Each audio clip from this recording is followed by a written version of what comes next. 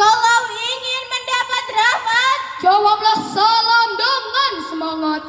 Assalamualaikum warahmatullahi wabarakatuh. Waalaikumsalam warahmatullahi wabarakatuh. hamdan wa syukranillah, salatan wa salaman ala rasulillah sayyidina Muhammad ibni Abdillah, la haula wa la quwwata illa billah. Amma ba'du, dewan juri yang adil dan bijaksana, Hadirin yang berbahagia dan teman-teman yang saya banggakan, mengucapkan syukur Allah kepada Nabi Muhammad SAW dengan mengucapkan Allahumma sholli ala Sayyidina Muhammad. Sebelum kami menyampaikan syarahan, izinkan kami memperkenalkan diri. Saya Sevilla Anggraini sebagai pensyarah. Di sebelah kanan saya Aisyah Saidah Nazifah sebagai tilawah, dan di sebelah kiri saya Muhammad Mulki sebagai sari tilawah. hadirin rahimakumullah, masa muda merupakan masa yang penuh dengan harapan, penuh dengan cita-cita, dan penuh dengan romantika kehidupan yang sangat indah. Keindahan masa muda dihiasi dengan bentuk fisik yang masih kuat, Jalan masih cepat, pendengaran masih akurat, pikiran masih cermat, kulit wajah indah mengkilat. walaupun banyak jerawat, tetapi tidak gawat karena masih banyak obat di toko-toko terdekat. Oleh karena itu, pantas bila para pemuda dan para remaja merupakan salah satu penentu maju dan mundurnya suatu negara. Namun di era milenial ini, akhlak dan moral pemuda menjadi sesuatu hal yang perlu mendapat perhatian khusus.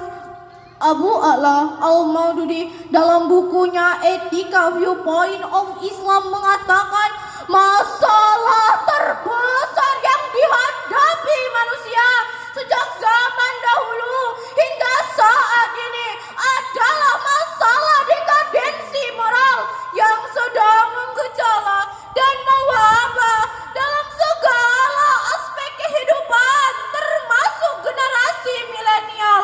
Bahkan akhir-akhir ini, betapa moralitas pemuda kita yang sangat memalukan, memilukan, sekaligus mengkhawatirkan bagi kita yang beradab dan beragama. Sungguh terlalu, na'udzubillahi min zalim. Oleh karena itu, pada kesempatan yang langka ini, izinkan kami menyampaikan syarahan Al-Quran dengan judul Membangun Generasi Milenial dengan Konteks Pendidikan Karakter Berbasis Quran, Surah Al-Hujurat ayat 12. Hadirin yang mengharap rahmat Allah, mari kita simak firman Allah dalam Al-Quran Surah Al-Hujurat ayat 12. A'udzu billahi minasy syaithanir rajim. Bismillahirrahmanirrahim. Ya ayyuhalladzina amanu jtanibu katsiran minadh-dhann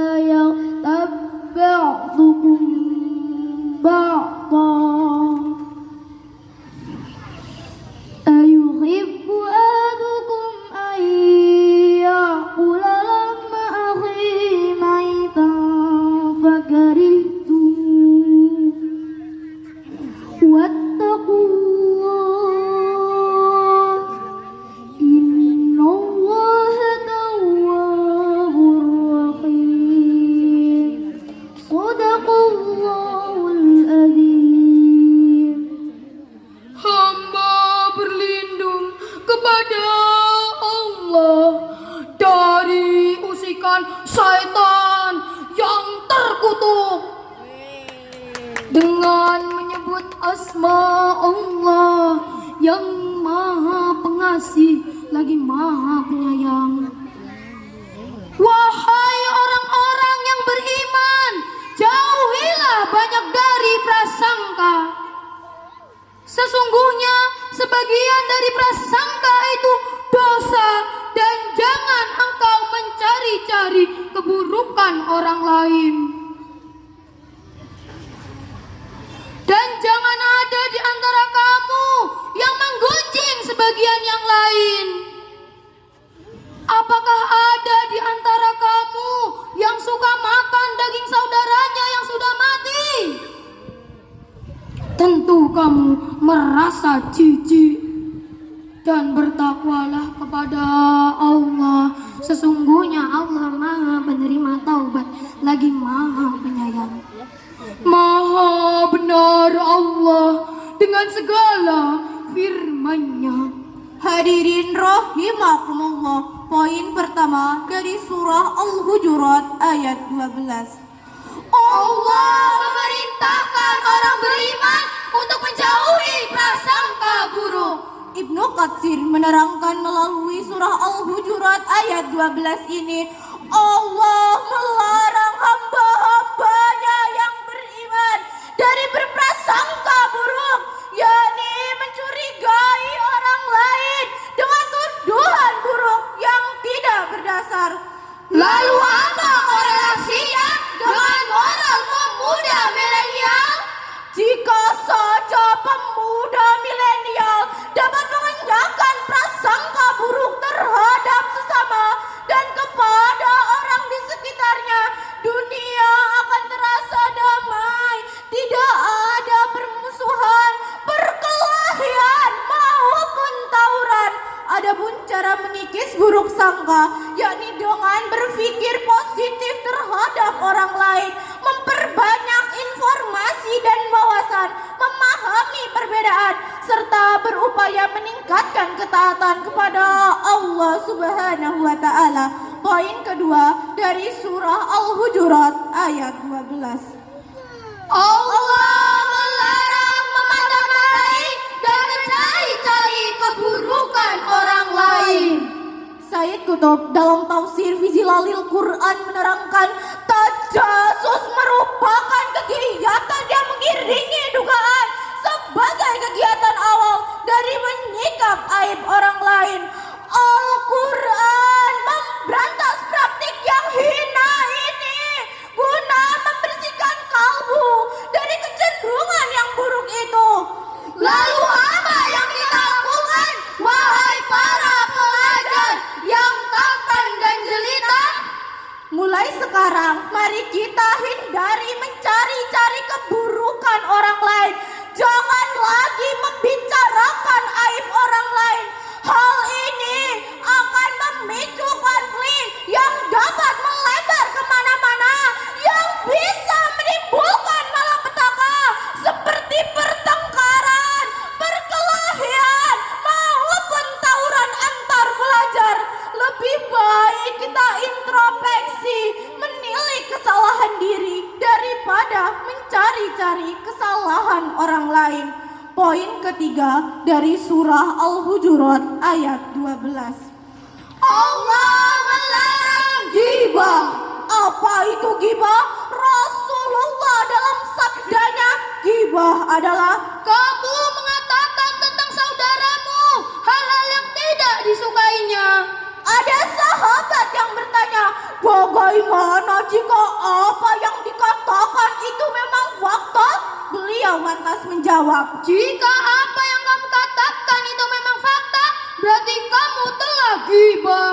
Dan jika apa yang kamu katakan itu bukan fakta, berarti itu adalah fitnah. ghibah diibaratkan makan bangkai saudaranya sendiri yang pasti ia benci. Lalu bagaimana cara menghindari ghibah? Cara menghindari ghibah adalah dengan terus menanamkan tabayun, berempati, menghilangkan dengki, mengendalikan amarah, serta berupaya mencari tempat dan teman bergaul yang baik. Jangan sampai kita memiliki kebiasaan seperti perkumpulan gosip lama